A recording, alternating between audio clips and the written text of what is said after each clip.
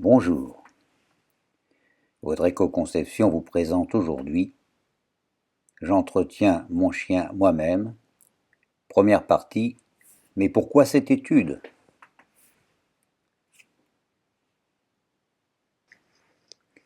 Mais pourquoi vouloir entretenir votre chien vous-même?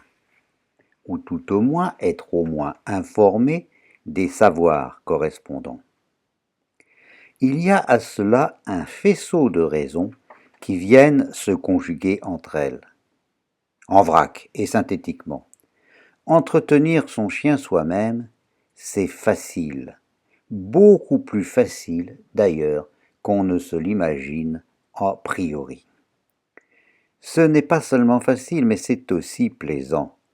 En effet, ces gestes simples et familiers permettent dans un premier temps de mettre en place une relation d'une qualité à peine croyable avec l'animal. Relation qui se trouve ensuite non seulement sans cesse entretenue, mais constamment approfondie. Enfin, c'est un peu l'évidence, c'est économique. Cela tombe sous le sens et nous y reviendrons cependant plus en détail. Mais ce qui est moins évident et qui pourtant est tout aussi vrai, c'est que c'est aussi mieux fait. Plus souvent, plus régulièrement, par une personne qui connaît l'animal et qui est donc mieux à même de détecter les évolutions dans un sens ou dans un autre. Quelques connaissances simples décrites dans ce guide, et vous voilà prêt à agir. Et contrairement à certaines intuitions ou encore aux idées reçues, ceci est vrai quel que soit le type de pelage et quelle que soit sa longueur. Ajoutons à cela, nous l'avons déjà plus ou moins suggéré, que c'est aussi une exceptionnelle occasion de contact privilégié avec votre animal. D'une part, vous et votre animal allez apprendre à mieux coopérer, à vous faire toujours plus confiance, à marcher en synergie. Mais d'autre part, les actes d'entretien bien conduits sont une source de confort et de plaisir pour l'animal. Alors pourquoi voudriez-vous déléguer à quelqu'un d'autre, un toiletteur professionnel par exemple, la reconnaissance que l'animal finit par éprouver à l'égard de la personne qui lui fait du bien? Vous allez d'autre part découvrir dans ce cours certaines réalités parfaitement contre-intuitives. Par exemple, il est plus facile, et cela prend nettement moins de temps, d'entretenir un poil long qu'un poil ras. En tout cas, si l'on veut éviter que ce dernier ne devienne une source de pollution continue pour votre domicile ou encore votre véhicule.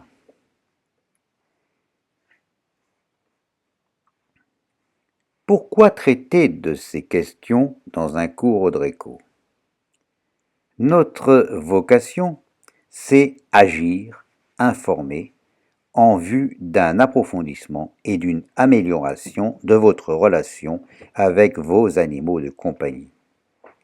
C'est aussi agir, informer pour le confort, l'équilibre et le mieux-être de vos animaux de compagnie. Faire mieux connaître la nécessité, les moyens et les conditions de leur entretien et hygiène fait donc naturellement partie de notre vocation. Ce cours pour qui? D'abord, la première question que vous vous posez sans doute, c'est: suis-je réellement capable d'entretenir n'importe quel animal de n'importe quelle race?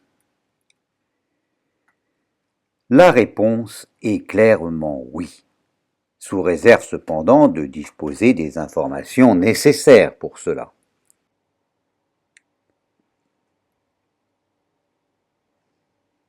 Cependant, il est vrai que cela peut être plus difficile dans le cas de races de chiens dont il est devenu habituel de modifier l'aspect naturel par les moyens conjugués ou non du trimming, de coupe ou de tonte. Pour ces races, mais pour ces races seulement, Et pour ces seules opérations, c'est-à-dire le trimming, la tonte ou la coupe, on pourra préférer passer par un professionnel, sans se dispenser cependant de toutes les autres opérations, et en négociant un prix préférentiel avec le professionnel, dont le travail sera grandement facilité par votre entretien régulier. Autrement dit, pour les races pour lesquelles il est nécessaire ou habituel de travailler par coupe, épilation ou tonte, vous pouvez ne pas le faire vous-même et envisager de faire appel à un professionnel en demandant à ce professionnel un prix préférentiel puisque vous faites l'essentiel du travail par ailleurs. Mais d'ores et déjà, précisons qu'il est avec force que pour toutes les races pour lesquelles ces opérations ne sont pas nécessaires, il est tout simplement absurde et tout à fait contre-productif d'y avoir recours. Certains toiletteurs ont pris l'habitude de toiletter certaines races à poil long en coupant le poil, alors que ce n'est prévu nulle part dans aucun standard. Eh bien, c'est absurde. Pourquoi est-ce absurde? Parce que, sachez-le, couper ou tondre, c'est toujours, dans tous les cas, nuire très gravement au pelage. Avec une conséquence qui sera d'ailleurs votre punition. Ce qui va repousser ne sera pas seulement laid, mais surtout se révélera toujours plus difficile à entretenir. Le démêlage d'un poil que l'on a coupé, alors qu'on n'aurait pas dû le faire, quand il va repousser, devient une corvée si fastidieuse et si délicate que la plupart du temps, on est conduit à y renoncer. C'est donc la marche irréversible vers de nouvelles tontes et de nouvelles détériorations de la fourrure, rendue toujours plus inefficace et toujours plus laide.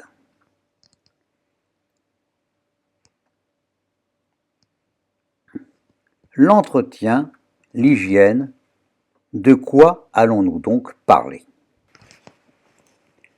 Il s'agira d'abord des soins aux yeux, qui doivent être quotidiens. Ensuite, nous parlerons des soins aux conduits auditifs, les pavillons auriculaires, qui eux aussi devraient être quotidiens. De la surveillance et de la coupe éventuelle des ongles, qu'il faut pratiquer chaque fois qu'il est nécessaire. Le démêlage, qui concerne essentiellement bien sûr les poils longs et mi-longs, et qui doit être fait de 1 fois par semaine à 1 fois par jour. Le brossage, qui concerne les poils courts et mi-longs, les chats à poils courts, et là aussi de 1 fois par jour à 1 fois par semaine. Le peeling, vous verrez ce que c'est que le peeling. Sachez déjà qu'il est indispensable pour les poils ras et qu'il doit être de préférence quotidien, sans jamais dépasser la semaine. Les bains, bien sûr, indispensables pour tous les animaux citadins et pour tous ceux qui vivent en grande proximité avec les humains. Les chiens devraient être baignés au moins toutes les semaines, idéalement tous les 2 ou 3 jours. Ensuite, le brushing. Pour des raisons que nous expliquerons, le séchage d'un animal doit être obligatoirement accompagné d'une action humaine. On ne doit pas laisser un animal sécher tout seul, nous verrons pourquoi. Vient ensuite la surveillance des coussinets plantaires, qui doit être faite régulièrement. Bien entendu, la surveillance de l'hygiène buccale régulièrement, et nous verrons que cela concerne beaucoup les animaux nourris avec de la nourriture industrielle. Détourage des bas de pattes, nous verrons ce que c'est, cela concerne les poils longs et c'est malgré tout une opération facultative. Et enfin, l'entretien des espaces interdigitaux.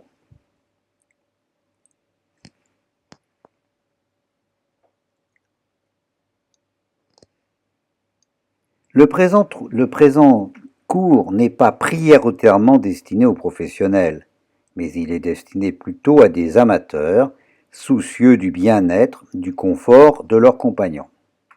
Il se présente donc comme l'énoncé de ce qu'il faut faire, de comment il faut faire, sans aborder réellement, sinon parfois par nécessité logique, mais toujours alors de manière légèrement superficielle, la question des pourquoi. Si bien que si vous voulez aller plus loin, si vous voulez mieux comprendre et trouver les réponses à toutes vos questions, et les démonstrations aux affirmations du présent cours, eh bien vous les trouverez dans plusieurs de nos autres ouvrages, et notamment dans notre guide Tout ce qu'il faut savoir sur la physiologie du pelage du chien et du chat, ou encore Le toilettage au bout des doigts, nouvelle édition. Voilà qui met fin à notre premier entretien.